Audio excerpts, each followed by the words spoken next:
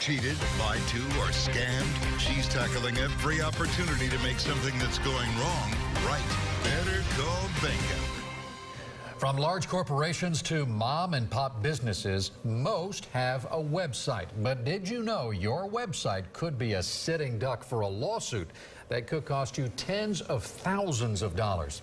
Business websites, just like the physical locations, are required under the Americans with Disabilities Act to be accessible. And that includes customers who are blind or deaf. 8 on Your Side investigator Shannon Bankin joins us now. And Keith and I were so interested when we heard you were doing this story, because I don't think a lot of businesses even think about this being a possibility. This is something so many businesses haven't heard of. I've been hearing from them all day. But if your website isn't accessible, those who are visually or hearing impaired can't use the site. And some of those people are fighting back. I found disabled activists filing ADA website lawsuits by the stackful. Ben Tundis and Donna Dansel own Island Comfort Footwear in Westfield Countryside Mall in Clearwater. And this is my shipping area where I do my web orders. They decided to expand by selling their shoes online. They launched a website, and then, bam, a lawsuit. Summons on a Thursday night at 8 o'clock at night in the dark. Got a knock on the door. A blind woman in South Florida claims their website isn't compatible with screen reading software used by the visually impaired, leaving her unable to buy their shoes. It's a $65 a month website.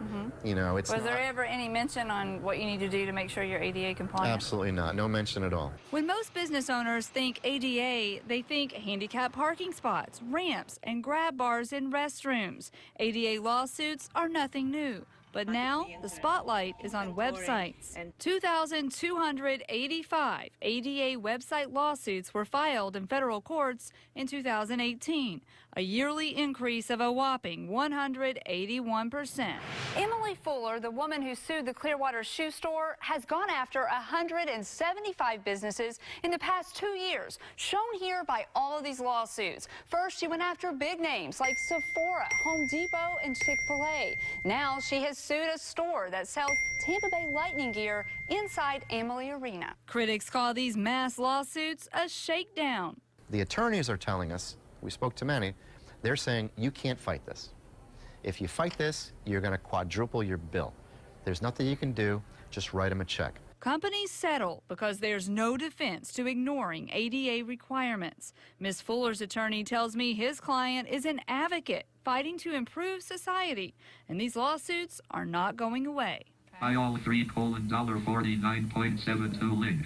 To better understand the struggle facing the blind, I sat down with Louise Payton, a Tampa woman who uses a screen reader to do things like shop, Suspected Seminole Heights serial killer speaks. read the news, Enter email or phone edit. and use Facebook. When websites don't have the correct codes to communicate with her software, she's excluded. Terms link crime not a robot checkbox not checked. It has to be really frustrating. You get this far and you can't get past that one thing. Exactly. Frustrations like that are why Chris Danielson of the National Federation of the Blind tells me businesses need to update their websites. But he believes education and negotiation should come first. Rather than spraying businesses with a fire hose of litigation, a much more thoughtful and transparent approach would be a better form of advocacy. Tundis agrees with that. Now take a few steps with that thing compared to your fanning. He takes this lawsuit personally and says he would have helped Ms. Fuller and changed his website if she had just asked. Now we service everyone here as if they're our family. So who's making money on this? Well, the plaintiffs aren't supposed to receive any money because they aren't allowed to sue for damages under the ADA, but the lawyers are collecting attorney's fees that could range from a couple $1,000s to $20,000 and a lot more if this goes to trial, and that's why so many people settle. But that could crush a small business. I mean, Yes. it begs the question, how do you make sure that your website is compliant And is it a simple fix?